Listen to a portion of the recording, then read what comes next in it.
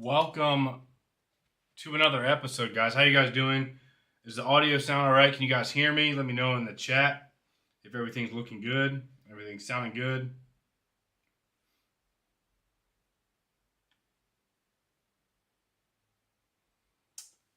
What's up, Abdi?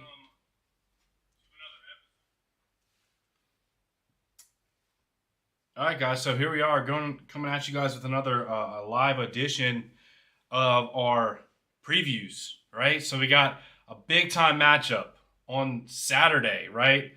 A very exciting matchup against Deshaun Watson and the Cleveland Browns, and I think these Baltimore Ravens are excited to give Deshaun Watson a very warm welcome into the AFC North. He got a taste of the Cincinnati Bengals last week, took an L, and the Ravens are going to be looking to try to hand him another fresh, hot L on a platter, saying, welcome to the AFC North. You picked the wrong division to come to, buddy, right? So I'm really excited for this game. You know, of course, we're not going to have Lamar Jackson, so that's obviously a big deal. However, we will have Tyler Huntley because he's cleared that concussion protocol, and we'll have Anthony Brown backing him up. So I think we'll be all right in the quarterback department. We're going to dive really deep into the details of this game and what I think the keys are to a successful outcome in a Baltimore Ravens W. And I got to take an iced coffee break. All right. Appreciate everyone in the chat, man. I got Abdi Hassan, man. Never misses a live stream. Appreciate you being here, Abdi. We got OHMG. Said, hey, what's up? How you doing? We got Anthony Monroy. Hopefully I didn't mess up your name there, man. So welcome to the chat, everyone. Hope you guys are having a fantastic day. Tomorrow's Friday, so that's good. And then the next day, we got Baltimore Ravens football, so I'm pretty fired up. And then, of course, Sunday, you know, we got some important games that we will probably have on the TV to monitor the playoff situation, which we'll talk about today as well. So let's go ahead and get right into it now that people are starting to flow into the chat, into the live stream, man. I'm super excited about this matchup, so let's go ahead and get started. So let's start off on the offensive side of the football. I want to talk about the Ravens offense versus the Browns defense. I made some notes, and the first thing I got on my notes here is that we want to exploit the Browns' run defense. All right, they're sitting at the middle of the pack, right, at 16th in the NFL when it comes to their pass defense. Right, so they're not terrible, not locked down. They're just average right now, literally right in the middle.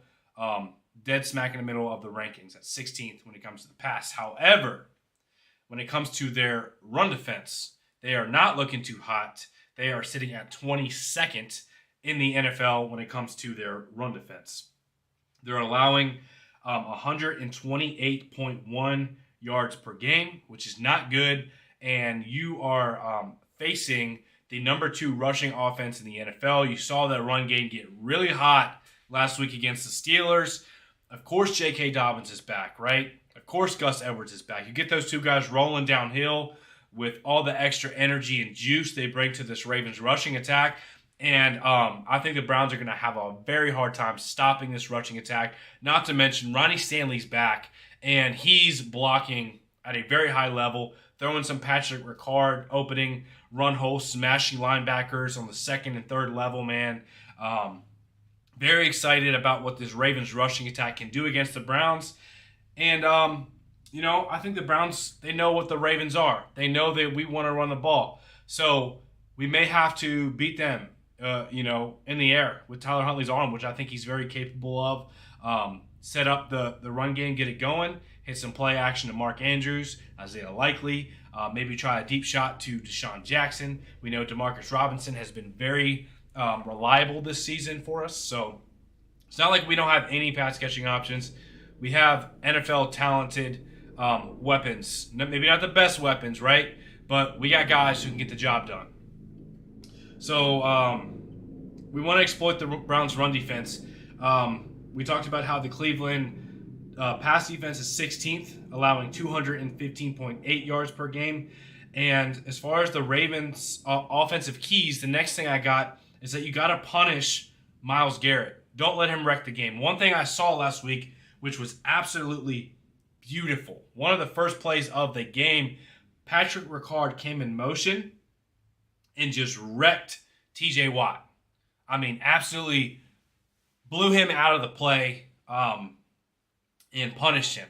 That's 300 pounds of muscle, man, coming at TJ Watt. I don't think he wants much to do with that. TJ Watt can pin his ears back. Myles Garrett can pin their ears back. But whenever they have 300-pound fullbacks pulling to block them, they can get uncomfortable, right? So last season we saw Myles Garrett take over this game against Tyler Huntley, and we saw them. You guys remember Myles Garrett strip sack, grabbed the football, and brought it into the end zone. Myles Garrett was asked about that in his press conference interview today, and he said, yeah, we got a taste of that, and we want some more. We do. And he said, Tyler Huntley's hard to take down in the open field, but we think that that we can have another shot at one of those type of plays. So, Ronnie Stanley wasn't there last year for that. So good luck, Myles Garrett, blocking Ronnie Stanley versus Alejandro Villanueva. And B, this I think they're going to give him a nice dose of Patrick Ricard. And C, Tyler Huntley's a better quarterback this year with more experience than he was last year. Not saying that Myles Garrett won't get his and make plays, but I think this Ravens defense, or this Ravens offense and this running game is really going to try to put the punish on Myles Garrett in this Browns defense. And I'm really excited to see what they can do. I think that this offense is due for a big type of day, a big type of performance. We've had a lot of low scoring type of games where, little things are holding us back, whether it's a penalty here, a turnover here, right? I'm ready for the floodgates to be open, the dam to burst, and this offense to put up over 20, 25 points and consistently score the football. And I think we can do that. Now, next up we got, as far as our notes, right? So we got to punish Myles Garrett. We got to exploit the Browns' run defense. We're going to try to hit him on some play action, some deep stuff. I think all that is in the game plan, in the books, as far as what the Ravens offense can do. We know Tyler Huntley's very efficient. A lot of Ravens fans and analysts and everything are talking about how the polar opposites, right, that Lamar Jackson and Tyler Huntley is, right? Lamar Jackson, when he drops back, he's looking high to low typically, right? As far as his reads, he wants to throw the deep ball. He likes to hold on to the ball and scramble around and get the ball downfield and make big plays. That can be good, but it can also be bad. Tyler Huntley, on the other hand, the opposite, he likes to get that ball out quick. If his first read is open, he thinks he can squeeze the ball in there. He's going to let it rip. And that can be good, right? To get the ball out quick, limits the pass rush, longer drives, less third and longs. However, it also can be bad, like we saw last week when Mark Andrews was streaking down the field, butt booty naked, wide open, and he missed him. Appreciate everyone being in the chat, man. We got LC Lamar, we got Abdi, we got John Davies. Appreciate you guys being in here. We got Anthony. John said, I thought Ajabo was practicing. Takes a lot to get reps in this D, though.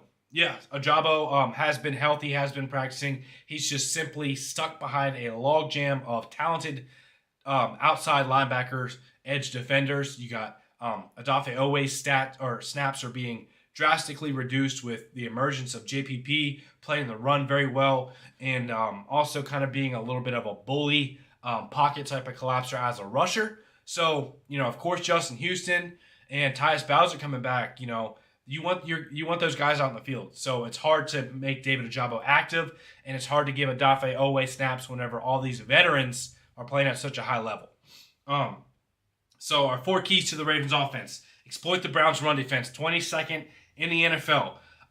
Take advantage of their 16th ranked average pass defense. Maybe take some shots, because I know the Ravens are going to see a very loaded box. Priority number 1 for the Cleveland Browns is going to be to stop and slow down the Ravens' rush attack. So there's going to be some opportunities for us to hit some balls downfield. Punish Myles Garrett. Don't let him wreck the game like he did last year when he got that forced fumble and touchdown. And then my 4th takeaway, right? My fourth key for the Ravens offense is going to be to get Mark Andrews hot, man. It's been a while since Mark Andrews has had one of those games where he just dominates a game. He takes over a game, and he shows why he's a top tight end in the NFL. A top 2, maybe 1 tight end, right? He hasn't played like that the last few weeks. He was coming off that injury at the shoulder and the knee, so I'm sure that's affecting him. But, as he's getting back from that injury, maybe, hopefully he's getting stronger and stronger. And, he's been open, right? We talked about last week when Tyler Huntley missed him, right? Wide open for a touchdown and just didn't see him, didn't pull the trigger. So we got to get Mark Andrews hot. We got to get this man going. And because whenever Mark Andrews is going off, this offense is hard to stop, right? Because you got the run game, and then you got the, Mark Andrews able to block in the run game and then leaking out on some routes, on some seam routes. We see what he can do after the catch. He can make guys miss, and he can plow guys over. He's hard to take down in an open field. We got to get Mark Andrews hot. We got to get Mark Andrews going, and I say get him involved early. Get him some screens. Get him some quick outs. Whatever you got to do to get Mark Andrews the ball, because we need our top weapon firing on all cylinders for Tyler Huntley to have a big day. Let's talk about the Ravens defense, right? We got Deshaun Watson coming to town. A guy that I think a lot of NFL players are very excited to put their hands on, to welcome him into the AFC North, right? They know, some of these players on the Ravens know, Deshaun Watson's going to be here for a while. So do you want him to have a nice, warm welcome party, come in, get a nice dub against the Ravens? No. You want him to lose to your backup quarterback. You want him to be embarrassed. You want him to be hit, harassed, and dominated the entire NFL game, saying, welcome to the AFC North. We're so glad to have you here. Glad you signed a $250 million fully guaranteed contract after all kinds of suspect stuff off the field. And now our quarterback wants all that money, right? Thanks a lot for that, Deshaun Watson. Come on over here. We got something for you. And I think that's there's going to be a lot of fire in this Ravens defense, man. Since the Ravens have traded for Roquan Smith, we're talking about them giving up the fewest rushing yards in the NFL at 55 yards per game. Now, we know the Browns want to run the ball. We know what Nick Chubb can do. Nick Chubb can take over a game. To me, I don't know. Maybe he's the best running back in the NFL. I don't know. There's some guys in that conversation, Derrick Henry, Jonathan Taylor, Saquon Barkley, right? But when Nick Chubb is going, man, I've seen him take over games. The balance, the burst, the vision, the power, the speed, everything. He's a complete back. He can take over a game. But I think, this is the first game that Nick Chubb is going to get a taste of Roquan Smith. And I'm excited to see what this Baltimore Ravens defense can do.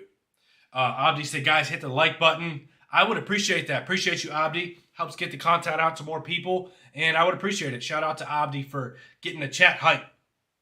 All right, so our first Ravens defensive key. We got blitz and harass Deshaun Watson. Deshaun Watson, right? Been a long time since he played football. Over 700 days or something like that before going into NFL game action a few weeks ago. He's played 2 games, right? He's still getting comfortable. Right? He's still trying to, feel his way back onto an NFL football field. And it takes time, right? Some guys are rusty in the beginning of the season. This is like, preseason for him. This is how long it's been. He hasn't been able to be a part of the organized activities for the Browns since he's been suspended all that time, right? So, Deshaun Watson, man, make him uncomfortable. Make him second-guess himself. Blitz him. I think we got the guys in the back end to cover their weapons. I do. I trust Marlon Humphrey and Marcus Peters to get the job done against Amari Cooper and Donovan Peoples-Jones. I trust them. If they get us, they get us. But I want Deshaun Watson to second-guess everything. I want him to be hot. I want him to have constant pressure, to be harassed, and to be uncomfortable throughout the game. Deshaun Watson, the last time we played him, I think we had like 7 sacks or something crazy. Deshaun Watson's a guy that likes to hold on to the football. So the Bengals sacked him twice last week. Let's see if, the Baltimore Ravens are like 5th in the NFL in sacks, and the Bengals are like 30th. So I think we can get to Deshaun Watson more than twice. I think we can get to him, 3, 4, 5, 6 times and really make him be sore on Sunday the next day when he wakes up. That's the goal, right? We want to give him a nice, warm welcome party to the AFC North and constantly harass him, keep him uncomfortable, make him second-guess his reads, and make him make quick decisions. Because, in this offense, he hasn't been in a very long time. Whenever you're not, what's the word I'm looking for? Acclimated, right? Acquainted with all of your hot reads and all of your chemistry with, what your receivers and tight ends and running backs like to do in those type of situations, there's room for error and mistakes whenever you have to make a quick decision. So that's what we want to do to Deshaun Watson. Keep him uncomfortable. That's my first key for the Ravens defense. At number 2, we want to limit Nick Chubb. We talked about it, right? We can't let Nick Chubb get hot. We're averaging 55 yards a game allowed since we've traded for Roquan Smith. On the year, we're under, I think it's 81 yards per game allowed on the ground. Nick Chubb had a pretty good game against us earlier in the year. And, we can't let that happen again. We got to limit Nick Chubb. And I think we can afford to have more defenders in the box because I do trust our guys to kind of man up on the outside without a lot of top help over top. So I think we can limit Nick Chubb. I think Roquan Smith and Patrick Queen are getting better and better. Just a dominant duo right now at the linebacker position for Baltimore. It's beautiful. Shout out to Raven76 B-More. He says, salute. I hope the Ravens re-sign Roquan before the season ends. Yeah, apparently there's reports that they want to get that done, and I really do think it'll happen. I do. I don't think the Ravens are the way their franchise is built, the DNA of their franchise. They value defensive players. They were in kind of a linebacker purgatory for a little bit, after they lost C.J. Mosley and to free agency, right? And then they were like trying to have Peanut as their guy, and then they had Patrick Queen brought in as a rookie, and he had some early struggles. So, they wanted that stalwart middle of the defense piece for a while. Roquan Smith is a absolute monster. Blitzing, coverage, run defense, very versatile piece, and he's a leader, man. He brings a dog and an energy to this Ravens defense. So, and especially with the Ravens giving up a second-round pick, I think they're going to extend Roquan Smith, and I don't think it's a question that they want to get that done. I do foresee it happening, if not during the season, shortly after during the offseason. Iced coffee break. Shout out to Panera Bread. Adrian, Ravens Flock, what's up? Appreciate you being here in the chat. John's in the chat. Mark's in the chat. Priority shop the run. I like it. Exactly what we're on the same page here, man. We got to slow down Nick Chubb. Can't let him take over a game. We have 2 years to get Patrick Queen situated. The Easter, yep. So, I was thinking about that, right? If you extend Roquan Smith on a 4 or 5 year extension, you may not be able to, keep Patrick Queen around. It's just the reality of it is. But, Patrick Queen's on his 3rd year. He'll have 5 years, right, if we pick up his 5th year option. So he'll have 2 more years next to Roquan Smith if we keep Roquan. And then there's also a possibility of, franchise tags and stuff like that if we want to really keep that duo locked up for, a while. Our next key, right? We talked about blitz, harass Deshaun Watson, keep him uncomfortable. Number 2, limit Nick Chubb on the ground. Don't let him take over the game. We know they want to run the rock. At number 3, we got to keep David Njoku in check. We've had some struggles guarding some tight ends at times this season, okay? Earlier in the year, when we played the Browns, it's a different defense. It just was. The Ravens' defense in Week 15 is different than it was in Week 7 or whenever we played the Browns, right? However, Njoku went for 7 receptions for 77 yards, I believe, right? That's a pretty hefty stat line, 7 catches for over 70 yards. We got to keep Njoku in check. We've had some struggles. The first thing that comes to mind was Greg Dulcich, I think, went for over 80 yards on us against the Broncos. So we got to figure out how we're going to defend that tight end position, whether it's, with Kyle Hamilton. Play comes to mind last week, right?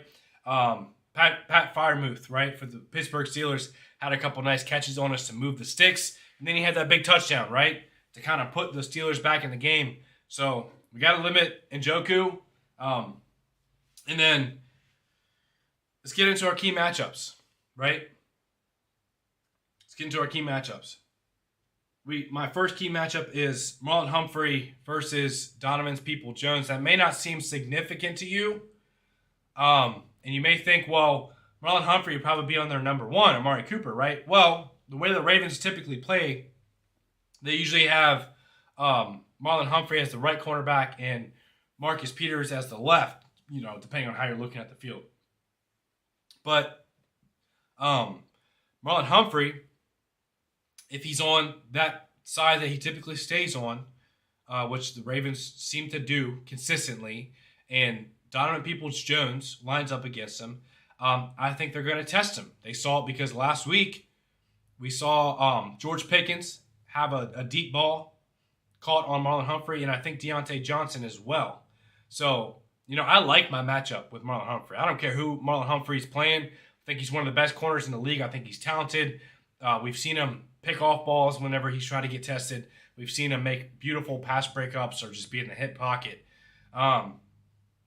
So I think we have a good shot of success with Marlon Humphrey if they try him on those deep balls. Shout out to Ryan in the chat. He said, we need to use Andy Isabella baddie. I'd love to see him activated. I don't know what's going on with him. Matthew Beal, my guy. That's my brother-in-law, man. Shout out to Matthew for being in the chat, man. You're awesome. Raven76 B more. Abdi said, EDC must keep this pair locked up. That would be nice to see. And Abdi tagged the Ravens. Like, yeah, man, get this done, right? Make it happen. So I do think the Browns are going to try it. Anytime a team sees something on film, the week prior, they're going to try it again, right? See if they fixed it. And I think they're going to try Marlon Humphrey. I think that's a key matchup. If Marlon Humphrey wins more of those matchups than he loses, I think this Ravens defense is going to be just fine, man. And I'm excited to see what Tyler Huntley and this Ravens offense can get going. The Browns' run defense is just not that good. It's not. It's 22nd in the NFL. And they lost, I think it was Jeremiah Kurosu. I can't say it right. They lost him for the year, I believe. So, you think about their interior defenders, they're not super stout as far as big beef muscle right up front to stop the run. And I think the Ravens can exploit that and really get Gus and JK going, man. Adrian said, thank you. I finally want to see Andy Isabella too. Man, I don't know. I don't know what's going on with Andy. I've been wanting one of these reporters during a press interview to ask about Andy because he brings speed. And, Devin Duvernay has been really quiet the last few weeks. And, we're not getting a ton of production out of the receivers. So why not? What are they seeing in practice that he's that bad that they can't give him a shot? I don't know. Deshaun Jackson is better. Yeah, they're really trying to keep Deshaun Jackson fresh. I think they're really trying to make it a goal to keep him right for the playoffs because I think as of today, the Baltimore Ravens are sitting at a 98% chance to make the playoffs and like over a 60% chance to win their division. So let's check this out. Since, Shamar Bridges as well. Yup, shout out to Ty, to Wavy. Let's go ahead and check it out since we're on the topic of it, since playoffs were brought up, right? Let's see here. See if you guys can see this all right. Try to make it a little bit bigger here. And we'll pull up the playoff standings as currently situated. All right, so we got the Buffalo Bills. Move over here so you can see my ugly face here. Buffalo Bills at the number 1 seed. We got Kansas City at the number 2 seed. I really do think that probably Kansas City is going to run away with the number 1 seed because the Bills have the Patriots, a division game, the Dolphins, a division game, and the Bengals, we know is a good team, all on their schedule left, and I think they're going to drop one of those. And the Chiefs have some pretty easy matchups, so I think the Chiefs are probably going to win out, and the Bills might drop a game. So I foresee, playoffs running through Kansas City, man. That's how I foresee it happening. I could be wrong, though. We'll see. We got, Chiefs at number 2 seed. We talked about it, right? The Ravens are at the number 3 seed. And I think it'll probably stay that way. Unless there's a chance, right, that Kansas City wins out and we win out and Buffalo drops that game to the Bengals or the Dolphins, right, that we could potentially sneak in there to the number 2 seed, which means we would have playoff home field advantage for any of our matchups, except if we play Kansas City, right? So that would be good to sneak into that number 2 seed, and then you would play the number 7 seed, right? So if you don't know how the playoffs work, right, it's always the 2 versus the 7. So the highest seed that doesn't get a bye plays the lowest seed, and then the 3rd seed plays the 6th seed, and then the 4th plays the 5th. And so currently, if the playoffs were to start right now, we would play the Dolphins sitting there in the 6th seed. And man, would I love to see that. I think the Dolphins are a good team, but I think the Ravens would be licking their chops for an opportunity as far as the motivation factor of playing a team that you already lost to, a game you should not have lost. And if we think about it, right, the secondary was not the same secondary that it is currently constructed. Kyle Hamilton was not playing how he is. Jalen Armour-Davis was one of the corners on the outside that got toasted by Tyreek Hill. He's not even playing anymore. So, and I don't think Marcus Peters was back yet either. So I think we would be licking our chops at this matchup because I don't think the Dolphins would be able to match up physically with us as far as our run game. And I think our defense, with the way these guys are playing and the addition of Roquan Smith could really give the Dolphins some issues. I would be licking my chops at that matchups. Hope and pray LJ8 comes back and we play the Steelers at home. Yeah, and the great time to announce, right? I'll actually be at that game. We went to the Ravens-Cincinnati game in Baltimore earlier in the year, and I will be at the Ravens-Steelers game as well this season. And I think Lamar will be back for that. If Lamar doesn't come back against the Falcons next week, I do foresee him playing against the Steelers and definitely against the Bengals, depending on how the seeding is sitting, right? Because there's a scenario in which we could possibly rest our starters against the Bengals if we have the division locked up. Because if we win out and and then lose to the Bengals and the Bengals drop a game, so basically we lose a game, the Bengals lose a game and then we lose to the Bengals, we would still win the division the way it works out with our divisional record. So there's a chance that we could possibly rest some guys depending on how it works out. And I do think the 4th and the 5th seed, the Bengals would probably take care of the Titans pretty handedly. They beat them this year during the regular season. Last year in the playoffs, they had the Titans number. And, with DJ Reader back, they're able to slow down Derrick Henry, and they don't have much going in the passing game right now with their weapons. Kind of how we're constructed, right? But I think, the Ravens have a much better defense and obviously a much more dynamic quarterback with Lamar Jackson when he's back and right. We got Mark Andrews too. That really helps. So, number 7 seed would be the Patriots. So they would play the Kansas City Chiefs in the first round, and the Patriots would get blown out of the stadium, in my opinion. But there's kind of the scenarios I wanted to go over real quick. Call me crazy. Wild card teams are the most dangerous in the playoffs. That's how the Ravens was in 2012 when we won the Super Bowl. Yeah, I think wild cards kind of do have like an underdog, mentality. Like they're sometimes, they can be overlooked and they carry that chip on their shoulder. The mentality and the psychology of a game is very important whenever a coach can really exploit that and be like, they don't think we're good. They think, we're trash. They don't think we can beat them, right? And then they hype up their guys We've seen it time and time again, right? Remember when the Titans, man, it still hurts, man, when the Ravens were 14-2, Titans came into town, 9-7. We were 12 games straight won, and Derrick Henry ran us out of the stadium, man. We lost the Titans in the first round. That was painful. So we've seen wild cards come in and take care of business. It's a whole different animal when the playoff starts, man. It doesn't matter how your team was in the regular season. You know, your talent matters, your coaching matters, but, you know, if your quarterback can string together 4 really good games, or your defense can string together 4 really good games, right? Get some key turnovers. Any team can beat any team. We've seen it in the NFL. Teams can make runs, and it's a different animal in the postseason. So, yeah.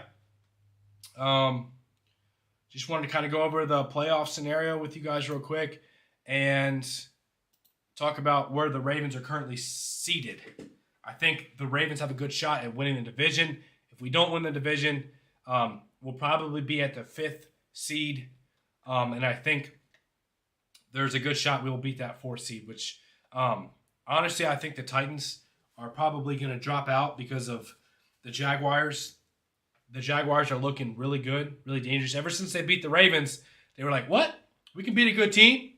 And Doug Peterson got them boys fired up. Trevor Lawrence is playing a lot better. Their defense with Trayvon Walker and Alukin and some of their pass rushers, man, Josh Allen.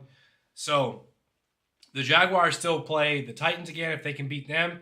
And the Titans drop another game, man. The Jaguars are there winning their division. So appreciate everyone coming out to the live stream, man. I wanted to preview this Ravens-Browns game before Saturday. And make sure to subscribe if you're new to the channel, man. If you've been watching for a while, or if you're new, because we got lots of great Ravens content coming your way. You're not going to miss it. Make sure you smash that like button if you enjoyed the stream, man. I appreciate you guys, everyone who's being in here. Shout out to Adrian, Uncle Fido, Raven76B More, Abdi, everyone who's in the chat, hyping it up, man. Appreciate you guys. I hope you guys have a fantastic night, and we'll see you in the next one.